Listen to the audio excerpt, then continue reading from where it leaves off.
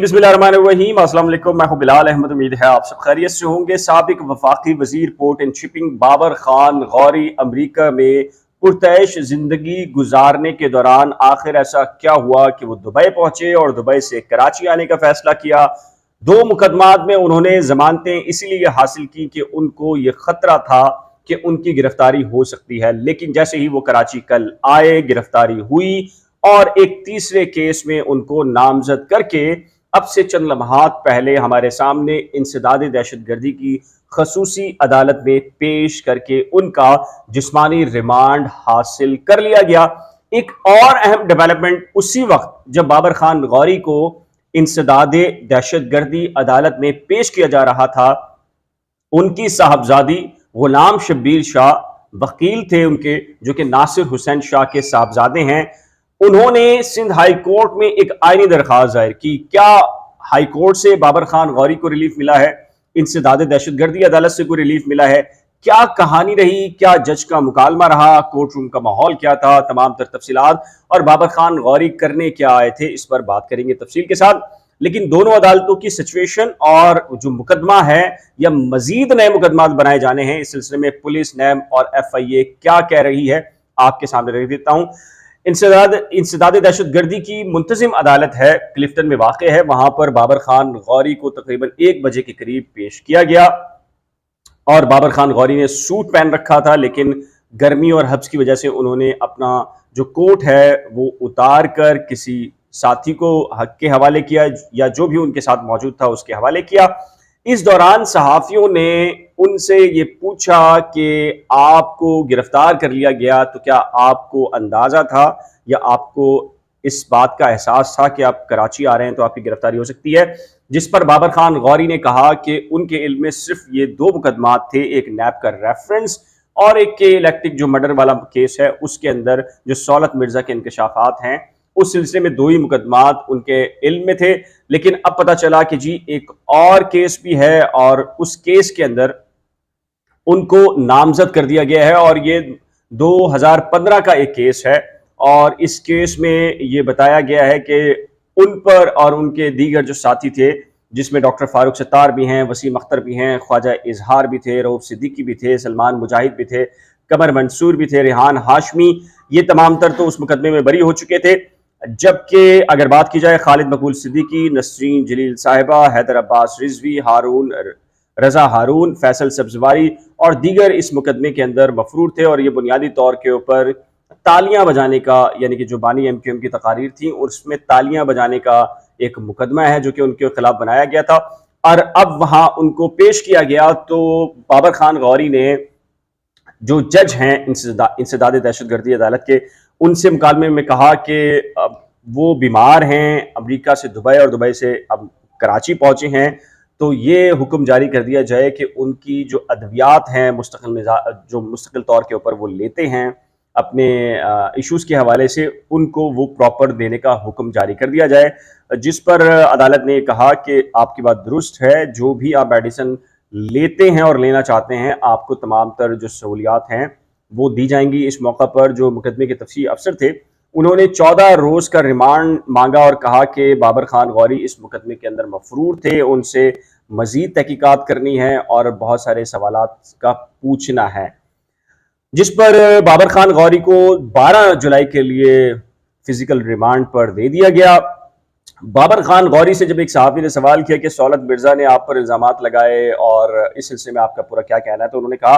कि देखिए, मैं 2017 में ही सियासत को खैरबाद कह चुका था और मेरे इल्म में नहीं है कि सौलत मिर्जा ने जो इल्ज़ामात लगाए हैं वो क्या इल्ज़ामात हैं, किस नौइयत के हैं, और मैं उन इल्ज़ामात को यकसर मुस्तरद करता हूँ। और इस सिलसिले में जो पेशी हुई थी इस मौका पर अहले खाना और जो ख्वाजा सुहेल मंसूर हैं, उनकी भी बाबर खान गौरी से मुलाकात रही। ये तो केस था इंसदाद दहशतगर्दी अदालत का। 12 जुलाई के लिए उनका फिजिकल रिमांड हुआ। अब एक उनकी साहबजादी सिंध हाई कोर्ट में ऐन उस वक्त मौजूद थी जब बाबर खान गौरी को वहां प्रोड्यूस किया जा रहा था, तो मुख्तलिफ 2 आईनी दरखास्तें थी।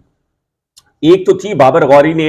जब दुबई से कराची आने का फैसला किया था तो उन्होंने 2 मुकदमात, यानी कि एक नैब का रेफरेंस और एक सौलत मिर्जा की जो GIT के अंदर इंकशाफात हैं कि इलेक्ट्रिक का जो केस है, मर्डर केस कहलाता है, اس میں انہوں نے پری ارسٹ بیل کروا لی تھی اور اس کی آخری تاریخ تھی 5 اگست۔ ایک تو اس میں ایکسٹینشن لینا تھی کیونکہ ان کی جو دبئی سے کراچی جو آمد تھی اس میں تاخیر ہوئی، اس میں ایکسٹینشن لینا تھی تاکہ وہ کنسرن عدالتوں میں پیش ہو کر اپنا موقف سامنے رکھ سکیں۔ دوسری ایک نئی آئینی درخواست تھی، یہ ان کی صاحبزادی نے یعنی کہ بابر خان غوری کی جو صاحبزادی ہیں ان کی جانب سے دائر کی گئی تھی۔ اس درخواست میں غلام شبیر شاہ، جیسے کہ میں نے آپ کو بتایا کہ جو پاکستان پیپلز پارٹی کی ایک اہم شخصیت ہیں ناصر حسین شاہ، ان کے صاحبزادے ہیں۔ غلام شبیر شاہ بابر خان غوری کی جو صاحبزادی ہیں ان کے وکیل تھے۔ انہوں نے آج ججز کو یہ بتایا کہ پہلے تو یہ کہ ہمارے جو کلائنٹ ہیں ان کی 2 مقدمات میں جو ضمانتیں ہیں اس میں توسیع کر دی جائے، کیونکہ دبئی سے کراچی جو آمد ہوئی ہے اس میں خاصی تاخیر ہوئی ہے اور کنسرن عدالتوں میں جانے کے لیے مزید وقت درکار ہے۔ اس کے ساتھ ہی انہوں نے یہ کہا کہ جیسے ہی ان کے معطل کراچی آئے اور انہیں ایئرپورٹ سے حراست میں لے لیا گیا، اور انہیں اس بات کا خدشہ موجود ہے کہ بہت ساری ایف آئی آرز ایسی ہوتی ہیں جس میں نامعلوم افراد یا 1000 افراد یا 2000، یعنی کہ جیسے ایف آئی آر کے نیچے لکھا ہوتا ہے کہ فلاں فلاں فلاں جو ہے وہ اس میں نامزد ملزم ہے، لیکن 1200 1500 2000 بلوے کے کیسز، اس طرح کے جو کیسز ہوتے ہیں اس میں نامعلوم افراد ہوتا ہے، تو عین ممکن ہے کہ پولیس ان سے انتقامی کارروائی لیتے ہوئے کسی بھی مقدمے کے اندر ان کو نامزد کر دے گی، اور ایک کے بعد ایک جو ہے وہ بابر خان غوری کے خلاف جو مقدمہ ہے وہ بنایا جانا شروع ہو جائے گا، اور اس طریقے سے ایک نہ رکنے والا جو سلسلہ ہے وہ شروع ہو جائے گا۔ اس کے ساتھ ہی نیب کے اندر بھی آپ کے علم میں ہے کہ ایک ریفرنس تو ان کے خلاف زیر سماعت ہے پورٹ اینڈ شپنگ کا، لیکن ان کا یہ خدشہ ہے کہ ایف آئی اے بھی کوئی منی لانڈرنگ یا کسی اور نوعیت کی تحقیقات کر سکتی ہے، تو عدالت ان تمام تر جو ڈپارٹمنٹس ہیں، گورنمنٹ کے آفیشلز ڈپارٹمنٹ ہیں، ان سے یہ ایک مرتبہ پوچھ لے کہ بابر خان غوری کے خلاف کل آخر مقدمات کتنے ہیں، تاکہ پھر ایسا نہ ہو کہ ایک لسٹ آئے اور اس کے بعد بھی انتقامی کارروائی کرنے کی کوشش کی جائے اور کسی ایک نئے اور مقدمے کے اندر ان کو شامل کر دیا جائے، جس پر جسٹس محمد اقبال کلوڑو اور جسٹس کوثر سلطانہ صاحبہ 2 رکنی یہ بینچ تھا، انہوں نے پہلی درخواست پر تو ان کی ضمانت میں توسیع کی ہے 9 روز کے لیے دونوں کیسز کے اندر، میں نے جیسے کہ آپ کو بتایا،